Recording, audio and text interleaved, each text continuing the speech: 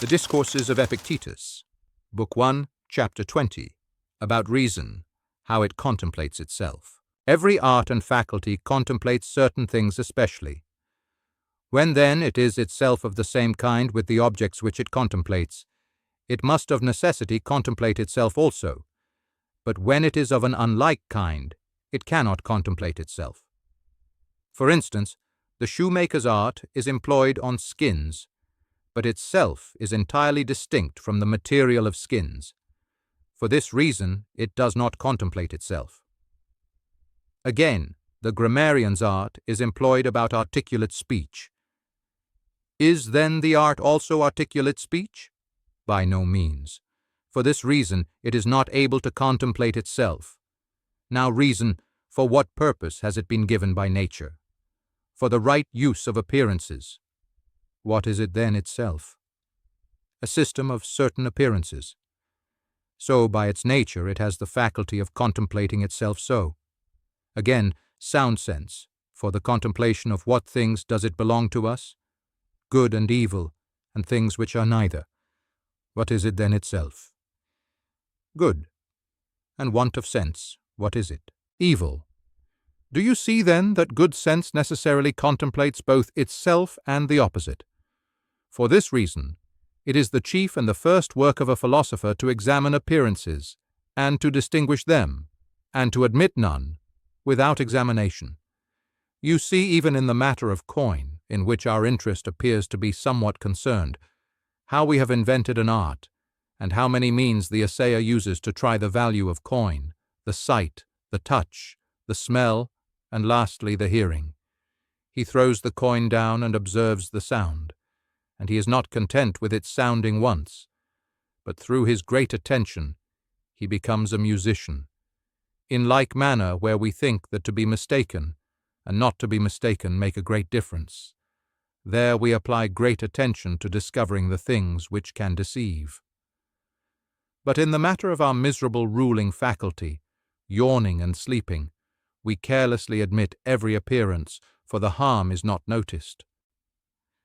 When then you would know how careless you are with respect to good and evil, and how active with respect to things which are indifferent. Observe how you feel with respect to being deprived of the sight of eyes, and how with respect of being deceived, and you will discover you are far from feeling as you ought to in relation to good and evil. But this is a matter which requires much preparation, and much labor and study. Well then, do you expect to acquire the greatest of arts with small labor? And yet the chief doctrine of philosophers is brief. If you would know, read Zeno's writings and you will see. For how few words it requires to say man's end is to follow the gods, and that the nature of good is a proper use of appearances. But if you say, what is God, what is appearance, and what is particular, and what is universal nature, then indeed many words are necessary. If then Epicurus should come and say that the good must be in the body, in this case also many words become necessary, and we must be taught what is the leading principle in us, and the fundamental and the substantial.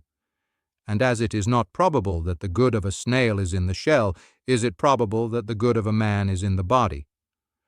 But you yourself, Epicurus, possess something better than this. What is that in you which deliberates? What is that which examines everything? What is that which forms a judgment about the body itself, that it is the principal part? And why do you light your lamp and labor for us, and write so many books? Is it that we may not be ignorant of the truth, who we are and what we are with respect to you? Thus the discussion requires many words.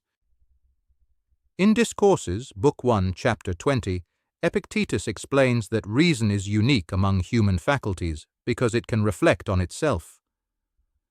Other arts, like shoemaking or grammar, cannot examine their own nature, but reason, whose purpose is to judge appearances and distinguish good from evil, is both the tool and the subject of examination. For this reason, philosophy begins with testing our impressions carefully, like a money changer tests a coin, rather than blindly accepting them.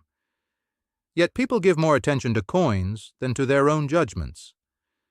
True philosophy requires effort, but its essence is simple: to live in accord with nature, following the divine order, and using reason rightly.